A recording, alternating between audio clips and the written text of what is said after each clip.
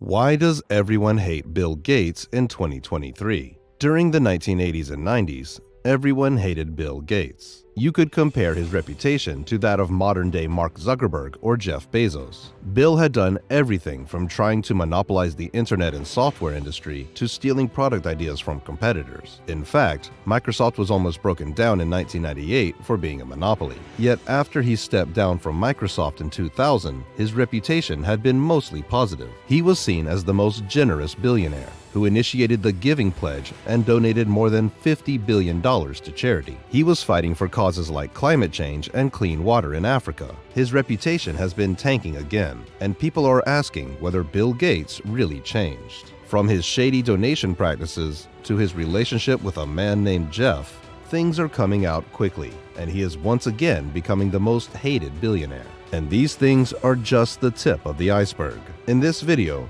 we'll take a deep dive into the dark history of Bill Gates. Will Henry Gates III was born on October 28, 1955, in a very influential and powerful family. His mother, Mary Maxwell Gates, was involved in an international charity network called United Way. Bill described the network as deciding how to allocate money and looking at all the different charities. Essentially, it chose which charities would get money. His father was also a prominent lawyer with close ties to people like George Soros and the Rockefellers. As a child, he enjoyed playing games like Risk, a world domination game, and Monopoly, a board game where you crush your competitors to win. That was an early indication of what Bill would do with Microsoft, but more about that later. When he was 13, Bill was enrolled in the prestigious Lakeside Prep School in Seattle. The school has an annual fee of $40,000 today and is considered one of the best prep schools in the US. So, Bill definitely didn't struggle financially.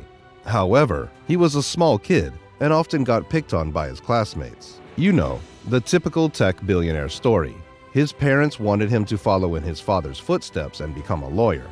Bill had a different idea. He had a mathematical mind since childhood, and he was fascinated by computers. Back in the 1960s and early 1970s, computers were very different from today. They were huge, consumed a lot of energy, and aside from some big institutions, no one could really afford or even get access. However, Bill was studying in an elite private school, so he had access to some computers. He asked the school for access to those computers, and in return, computerized their entire payroll system. Bill was so good at this that he built an entire scheduling system for the school. This kind of arrangement continued throughout his school life. This is where he would meet the future co-founder of Microsoft, Paul Allen. They both shared a fascination for this new technology called computers, and would spend hours in the school's computer systems. Bill and his friends were learning to program by using corporate computers at a company. They later discovered that Bill had figured out a way to exploit those computers to get extra time, and banned him from there. Now, you can already imagine the type of student Bill was. He wasn't hesitant to break the rules to get what he wanted. After graduating as a National Merit Scholar, Bill got into Harvard University in 1973. He studied there for 2 years, but was getting bored as academia was too slow and he wanted to pursue his passion in computing. This was also the time when microcomputers were starting to become common. One of the first players in the microcomputer space was a company called MITS. They launched a computer in 1974. This is when Bill Gates' old friend, Paul Allen, would introduce him to a computer called Altair 8800. The computer was bad, even by the 1970s standards, but these two quickly realized its potential. The computer could do nothing except flash some lights. But Bill quickly realized if he could develop software for this computer, it could potentially be used every day by people. At this point, Bill and Allen had made no such software, but quickly contacted MITS, the company that made these computers, and said they have created a primitive interpretation software. This meant that people could program their own code into the computer and essentially run it as their own operating system. Now, this might not seem like a big deal today, but you have to remember it was the 1970s. When MITS got back to them and expressed interest, Bill and Paul dropped out of college to build a company. Now, it was time to grind. It took them 2 months of working all day and night to create the software, but it was finally ready, and MITS loved it. A deal was struck, and Microsoft software was going to be used in the Altair 8800. This was the start of a company that would revolutionize computing forever. Within a few years, Microsoft would get huge, as it was providing operating systems to companies like IBM and Intel.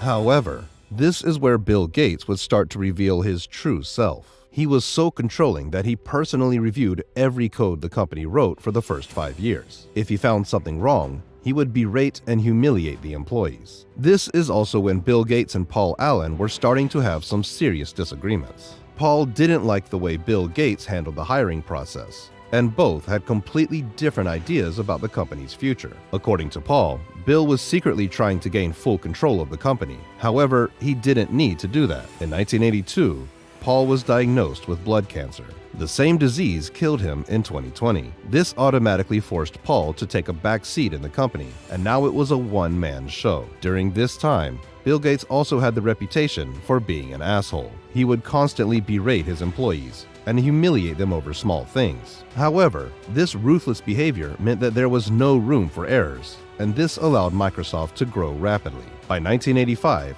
they had released the first version of Windows, and this was about to take Microsoft to the next level.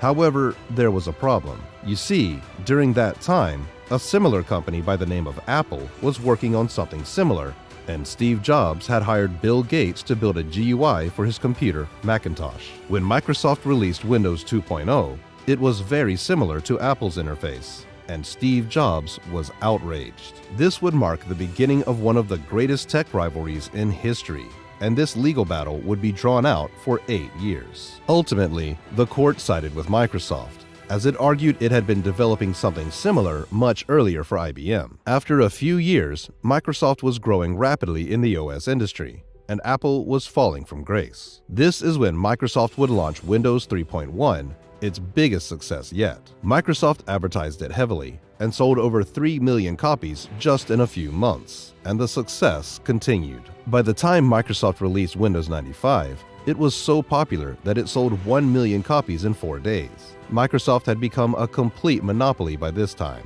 and the regulators didn't like it. It would constantly try to kill the competition and force users to use its products. When Microsoft tried to force Windows users to use Internet Explorer by making the PC slow with other browsers, the regulators had had enough.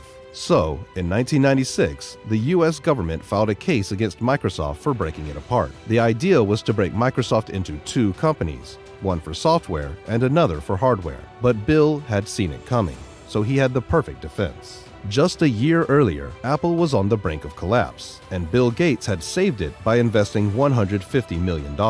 This might sound stupid, but Bill actually managed to portray himself as someone who likes competition by saving his biggest rival. It worked, and the case was dropped. By this point, Bill's reputation was in ruins though. Everyone saw him as this cutthroat monopolist and terrible person. So, Bill was committed to changing this. After this, Bill started to spend billions on donations to media houses and billions more to philanthropic causes. It worked. During the 2010s, Bill Gates was genuinely liked and people thought he was doing good. However, once again, his shady practices would come to light. Take his donations, for example. Normally, donations that big are made by organizations like the World Bank or the US government. These organizations donate directly to the cause. For instance, if the US government wants to vaccinate a village in Africa, the majority of the donations go towards that very goal. However, Bill's donations are opaque. He mostly donates to R&D projects. In most cases,